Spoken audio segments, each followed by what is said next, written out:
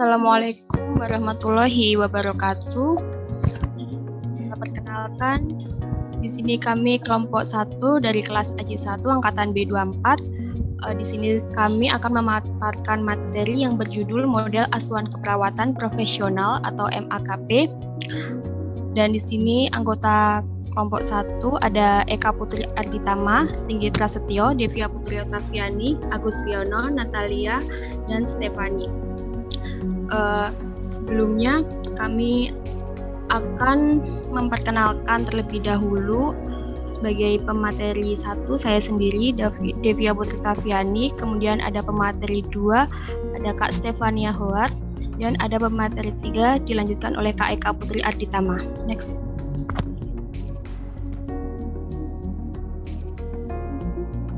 Untuk latar belakang, mutu pelayanan rumah sakit yang berkualitas selalu menjadi harapan bagi setiap pengguna jasa pelayanan kesehatan, dan seiring dengan berkembangnya ilmu pengetahuan dan teknologi masyarakat semakin kritis dalam menilai pelayanan kesehatan.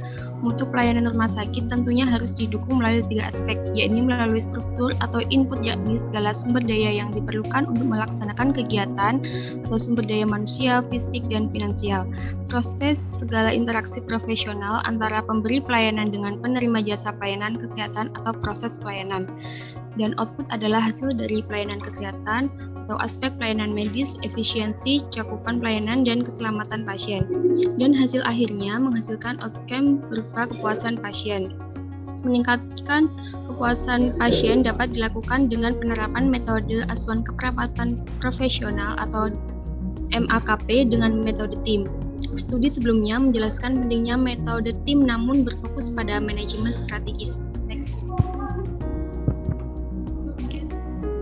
Perlu kita ketahui untuk yang dibahas di sini yaitu konsep model MAKP-nya, yaitu yang pertama pengumpulan data, yang kedua analisis SWOT, yang ketiga identifikasi masalah, dan yang keempat penyusunan perencanaan. Yang pertama ada pengumpulan data.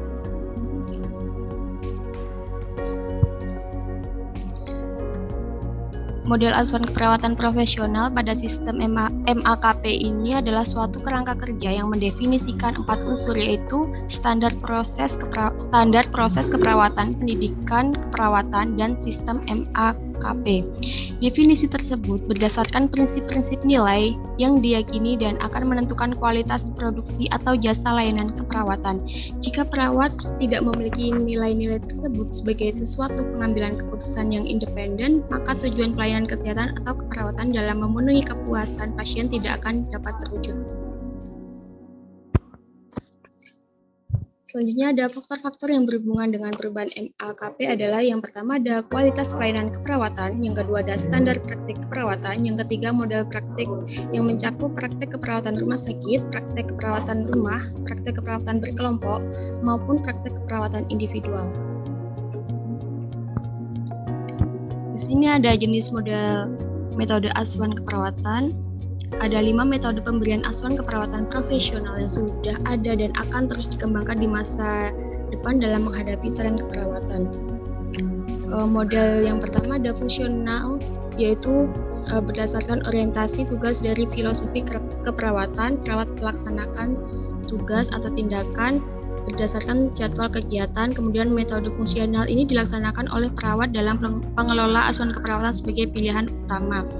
Untuk penanggung jawabnya fungsional, yaitu perawat yang bertugas pada tindakan tertentu. Kemudian model kasus berdasarkan pendekatan holistik dari filosofi keperawatan dan perawat bertanggung jawab terhadap asuhan dan observasi pada pasien tertentu. Rasionya 1:1, yaitu pasien banding perawat. Setiap pasien dilimpahkan kepada semua perawat yang melayani seluruh kebutuhannya pada saat mereka dinas. Penanggung jawabnya yaitu manajer keperawatan.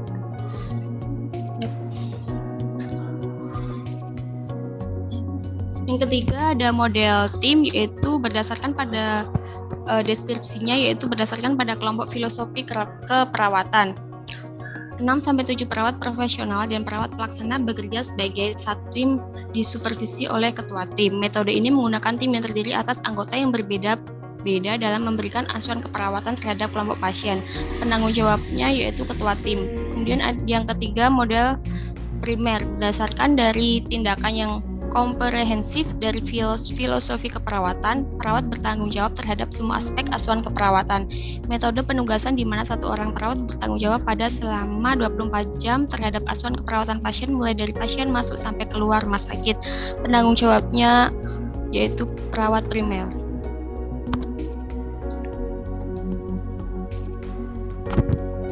Di sini metode fungsional dilaksanakan oleh perawat dalam pengelola asuhan keperawatan sebagai pilihan utama pada saat Perang Dunia Kedua. Pada saat itu, karena masih terbatasnya jumlah dan kemampuan perawat, maka setiap perawat hanya melakukan 1 atau 2 jenis intervensi keperawatan saja. Misal merawat luka pada semua pasien di bangsal. Untuk kelebihannya, ada manajemen klasik yang menekankan efisien pembagian tugas yang jelas dan pengawasan yang baik. Yang kedua, kelebihannya yaitu sangat baik untuk rumah sakit yang kekurangan tenaga. Kemudian kelemahannya tidak memberikan kepuasan pada pasien maupun perawat. Yang kedua, pelayanan keperawatan terpisah, tidak dapat menerapkan proses keperawatan. Yang ketiga, persepsi perawat cenderung pada tindakan yang berkaitan dengan keterampilan saja. Yang kedua ada MAKP model tim. Metode ini menggunakan tim yang terdiri atas anggota yang berbeda-beda dalam memberikan asuhan keperawatan terhadap sekelompok pasien. Perawat ruangan dibagi menjadi 2-3 tim yang terdiri atas tenaga profesional, teknikal, dan pembantu dalam suatu kelompok kecil yang saling membantu. Metode ini biasanya digunakan pada pelayanan keperawatan di unit rawat inap, unit rawat jalan, dan unit gawat darurat. Untuk kelebihannya, memungkinkan pelayanan keperawatan yang menyeluruh, mendukung melaksanakan proses keperawatan, dan mendukung pelaksanaan proses keperawatan. Dan untuk kelemahannya, yaitu komunikasi antara anggota tim sulit terbentuk. Dan juga dalam bentuk konferensi tim biasanya membutuhkan waktu yang sulit untuk dilaksanakan pada waktu-waktu sibuk. Kemudian konsep metode tim, yaitu ketua tim sebagai perawat profesional harus mampu menggunakan berbagai teknik kepemimpinan. Yang kedua, pentingnya komunikasi yang efektif agar kontinuitas rencana keperawatan terjamin. Yang ketiga, anggota tim harus menghargai kepemimpinan ketua tim. Yang keempat, peran kepala ruang penting dalam model tim. Model tim akan berhasil bila didukung oleh kepala ruang. Untuk tanggung jawab ketua tim yaitu membuat perencanaan, membuat penugasan, supervisi, dan evaluasi, selanjutnya mengenal atau mengetahui kondisi pasien dan dapat menilai tingkat kebutuhan pasien, dan selanjutnya bisa mengembangkan kemampuan anggota dan juga menyelenggarakan konferensi. Untuk tanggung jawab kepala ruang yaitu perencanaan, pengorganisasian, pengarahan, dan pengawasan. Dan juga ada tanggung jawab anggota tim, yaitu memberikan asuhan keperawatan pada pasien di bawah tanggung jawabnya, kemudian kerjasama dengan anggota tim dan antar tim, dan juga memberikan laporan. Di sini bisa dilihat untuk bagian sistem pemberian asuhan keperawatan.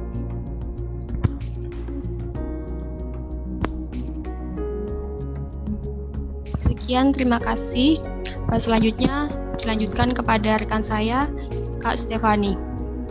Saya persilakan.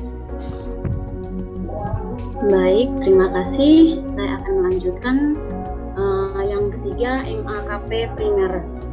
MAKP primer merupakan metode penugasan di mana satu orang perawat bertanggung jawab penuh selama 24 jam terhadap asuhan keperawatan pasien, mulai dari pasien masuk sampai pasien keluar rumah sakit. Metode primer ini ditandai dengan adanya keterkaitan kuat dan terus-menerus antara pasien dan perawat yang ditugaskan untuk merencanakan. Bagannya dapat dilihat oleh teman-teman pada bagian bawah. Next. Nah, kelebihan dari MAK primer ini ada 3. Yang pertama, bersifat kontinuitas dan komprehensif. Kedua, perawat primer mendapatkan akuntabilitas yang tinggi terhadap hasil dan kemungkinan pengembangan diri. Ketiga, keuntungan antara lain terhadap pasien, perawat, dokter, dan rumah sakit. Ada beberapa kelemahan dari MAKP primer ini sendiri, yaitu hanya dapat dilakukan oleh perawat yang memiliki pengalaman dan pengetahuan yang memadai dengan kriteria assertive self-direction, kemampuan mengambil keputusan yang tepat, menguasai keperawatan klinis penuh pertimbangan, serta mampu berkolaborasi dengan berbagai disiplin ilmu.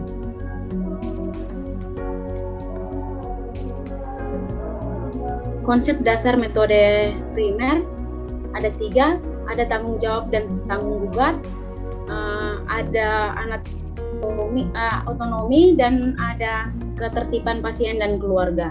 Tugas dari perawat primer ini sendiri yaitu mengkaji kebutuhan pasien secara komprehensif, membuat tujuan dan rencana keperawatan, melaksanakan rencana yang telah dibuat selama ia dinas, mengkomunikasikan dan mengkoordinasikan pelayanan yang diberikan oleh disiplin ilmu lain maupun perawat lain, mengevaluasi keberhasilan yang dicapai, menerima dan menyesuaikan rencana, menyiapkan penyuluhan untuk pulang, melakukan rujukan kepada pekerja sosial, kontak dengan lembaga sosial di masyarakat, membuat jadwal perjanjian klinis, dan mengadakan kunjungan rumah. Next. Peran kepala ruangan atau kepala bangsal dalam metode primer ini yaitu sebagai konsultan dan pengendalian mutu perawat primer, orientasi dan merencanakan karyawan baru, menyusun jadwal dinas dan memberikan penugasan pada perawat asisten, melakukan evaluasi kerja, merencanakan atau menyelenggarakan pengembangan staf, membuat 1 sampai 3 pasien untuk model agar dapat mengenal hambatan yang terjadi. Ketenagaan dari metode primer ini sendiri ada 4, yaitu setiap perawat primer adalah perawat bedside atau selalu berada dekat dengan pasien. Yang kedua, beban kasus pasien 4-6 orang untuk 1 perawat primer. Yang ketiga, penugasan ditentukan oleh kepala bangsal. Keempat, perawat primer dibantu oleh perawat profesional lain maupun non-profesional sebagai perawat asisten. Next. Yang berikutnya adalah metode asuhan keperawatan profesional kasus, yaitu setiap perawat ditugaskan untuk melayani seluruh kebutuhan pasien saat ia dinas. Pasien akan dirawat oleh pasien yang berbeda untuk setiap shift, dan tidak ada jaminan bahwa pasien akan dirawat oleh orang yang sama pada hari berikutnya. Metode kasus ini bisa diterapkan saat pasien satu perawat, dan hal ini umumnya dilaksanakan oleh perawat privat atau pribadi dalam memberikan asuhan keperawatan khusus seperti kasus isolasi dan perawatan intensif.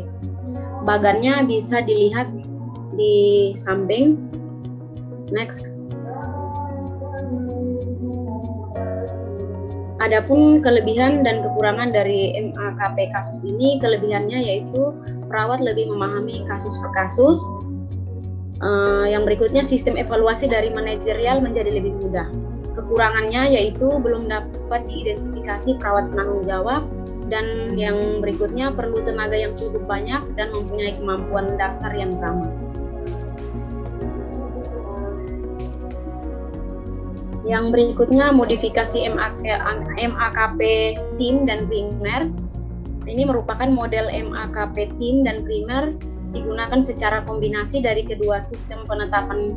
Sistem model MAKP ini didasarkan pada beberapa alasan. Yang pertama, keperawatan primer tidak digunakan secara murni karena perawat primer harus mempunyai latar belakang pendidikan S1 keperawatan atau yang setara.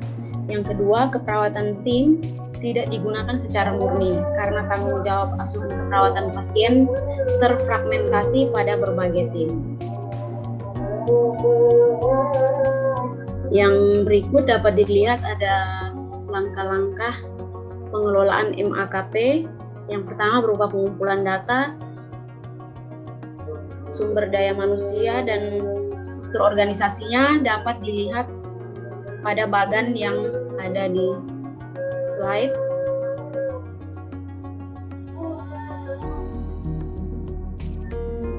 Yang berikutnya M2 material, sarana dan prasarana, penataan gedung atau lokasi dan denah ruangan, fasilitas, yaitu ada fasilitas untuk pasien, fasilitas untuk petugas kesehatan, alat kesehatan yang ada di ruangan X, di ruangan yang ada di rumah sakit, kemudian consumable atau obat-obatan dan bahan habis pakai.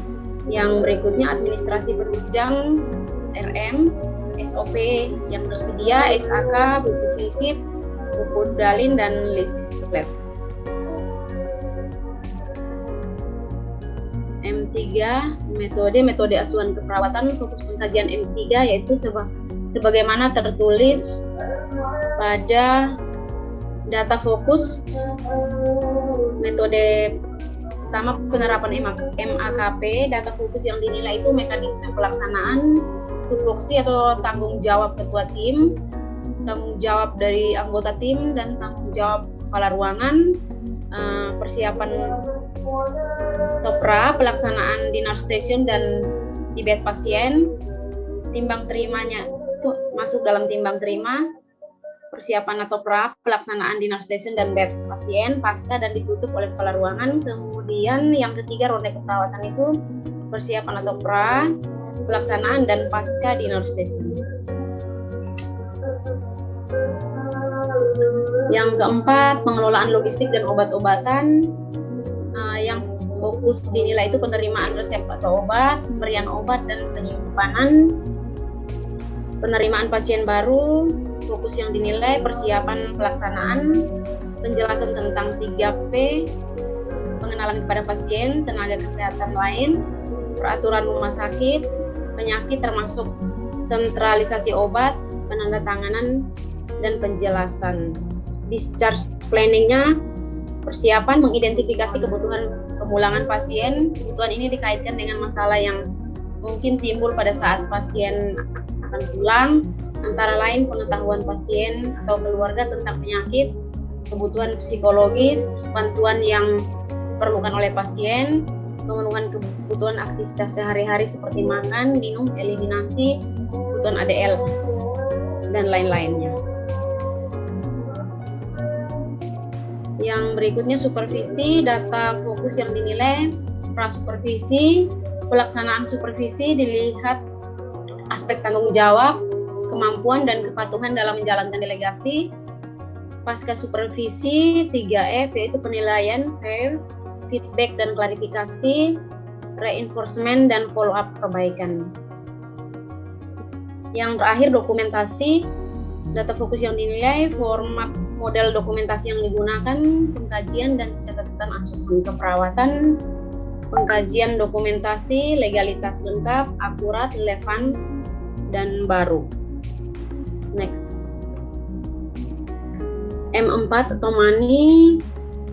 Yang pertama difokuskan pada berikut. Yang pertama pemasukan, yang berikutnya RAP yang meliputi dana untuk kegiatan berikut, yaitu kegiatan operasional atau kegiatan pelayanan, manajemen atau pembayaran pegawai, listrik, air, telepon dan lainnya, pengembangan atau sarana prasarana dan sumber daya manusia. M5 mutu itu meliputi pasien safety, yang masuk di dalamnya itu medication error, phlebitis, decubitus, pasien jatuh, restrain, injury, ILO, dan INOS. Yang berikutnya kepuasan pasien, kenyamanan, kecemasan, perawatan diri, pengetahuan, dan perilaku pasien. Demikian yang saya sampaikan. Selanjutnya akan dilanjutkan oleh rekan saya, Eka Putri. Waktu dan kesempatan silakan. Baik, terima kasih. Saya akan melanjutkan presentasinya. Yang kedua ada analisis SWOT. Untuk analisis SWOT, pengertiannya analisis SWOT adalah metode perencanaan strategi yang digunakan untuk mengevaluasi kekuatan, strength, kelemahan, weakness, peluang, opportunity, dan ancaman atau threat dalam suatu organisasi. Kekuatan adalah beberapa hal yang baik atau kelebihan yang dimiliki oleh organisasi, seperti pekerja yang penuh dedikasi, desain produk inovatif, atau lokasi retail yang baik. Prosedur analisis SWOT yang pertama menyusun matriks faktor strategi eksternal. Yang pertama ada susun dalam kolom 2, 5-10 peluang dan ancaman, kemudian beri bobot masing-masing faktor, lalu hitung rating. Kemudian kalikan bobot dan rating untuk menentukan skor bobot setiap faktor. Lalu yang kedua menyusun matriks faktor strategi internal.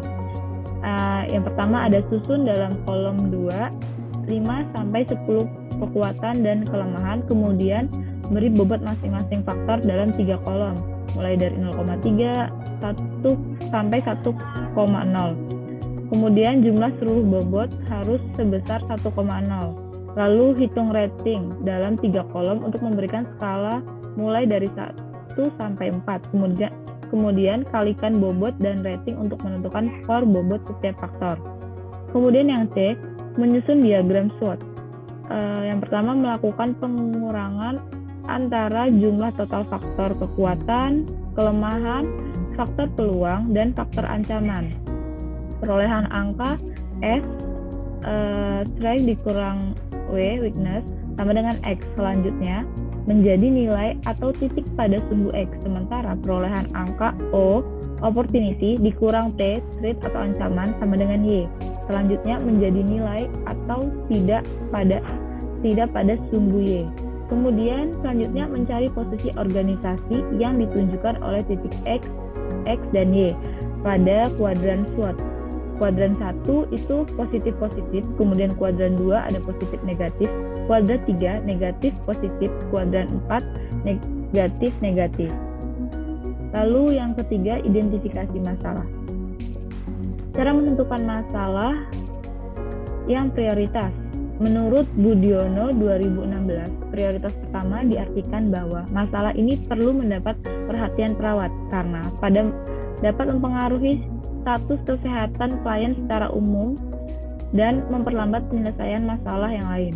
Beberapa pedoman dapat dilakukan sebagai standar teknik dalam membuat skala prioritas seperti standar V atau standar asuhan keperawatan. Skala prioritasnya dapat ditentukan dengan konsep berikut. Yang pertama ada prioritas pertama, masalah yang mengancam kehidupan. Prioritas kedua, yang mengancam kesehatan. Prioritas ketiga, masalah yang mempengaruhi perilaku manusia. Lalu yang keempat ada penyusunan perencanaan. Ini bagian dari planning of action atau penyusunan dari perencanaan. Yang pertama untuk masalah M1, man, sumber daya manusia, pemberian insentif yang tidak sesuai dengan prestasi kerja. Tujuannya meningkatkan kualitas dan kuantitas dari SDM.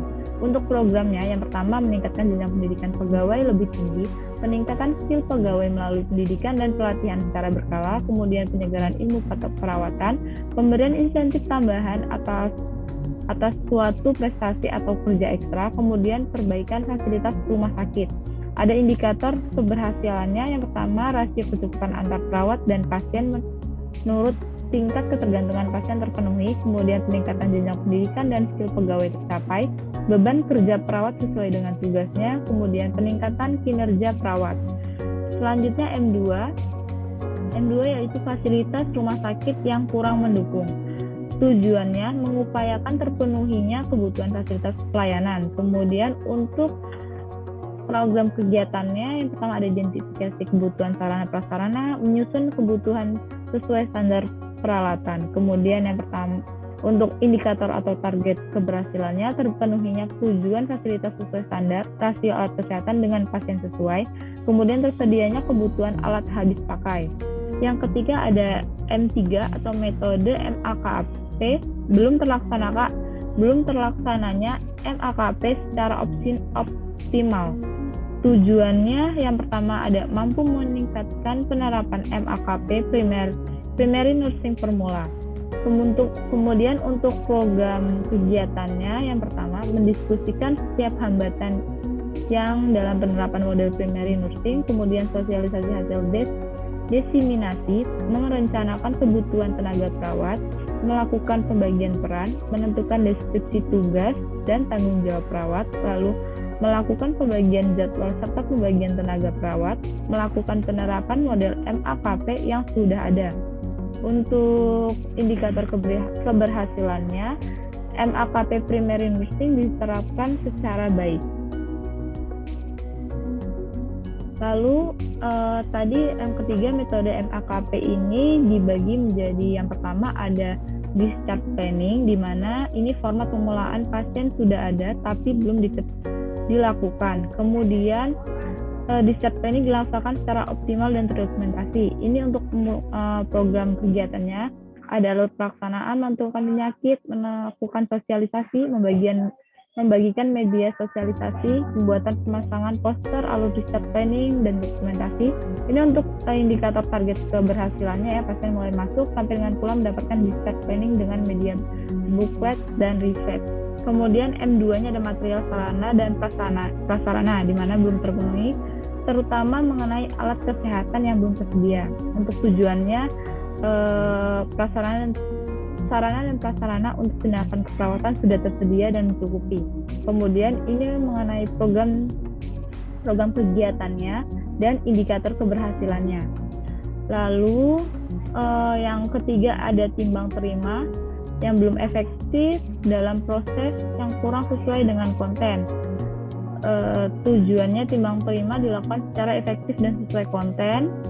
Poin 1 sampai 4 ini adalah dari programnya. Kemudian poin 1 sampai 5 ini indikator keberhasilan dari timbang terima yang diharapkan. Kemudian yang keempat ada ronde keperawatan yang belum ditemukan kriteria kasus. Kemudian ada yang kelima supervisi yang sudah berjalan. Lalu yang keempat ini sentralisasi obat. Dapat dibaca di slide untuk tujuan, kemudian program dan indikator keberhasilannya. Lalu yang keempat ada M4, ini lanjutan dari yang M3 tadi. M4 ini adalah money. Kemudian yang kelima ada M5, di mana mutu pelayanan dan keselamatan pasien. Mutu pelayanan sudah berjalan, tapi pendokumentasian pasien safety masih kurang. Untuk tujuannya, keselamatan pasien meningkat, kepuasan pasien meningkat, pendokumentasian mutu pelayanan teroptimal, dan adanya pendokumentasian yang rapi untuk indikator mutu. Untuk tujuan programnya di mana mengusulkan peningkatan mutu pelayanan tersusun sehingga memberi kesan yang baik pada pasien, kemudian menyusun perencanaan keselamatan pasien sesuai dengan standar akreditasi rumah sakit, 6 sasaran utama. Kemudian untuk indikator keberhasilannya, yang pertama kepuasan pasien terpenuhi, tidak ada komplain dari pasien dan keluarga, kemudian mengupayakan adanya informasi center di nurse station bagi keluarga pasien, dan yang keempat ada keselamatan pasien terjaga. Sekian presentasi kami dari kelompok 1. Apabila ada yang ditanyakan dapat disampaikan pertanyaannya. Saya mewakili teman-teman saya dengan 3 pemateri lainnya mengucapkan terima kasih.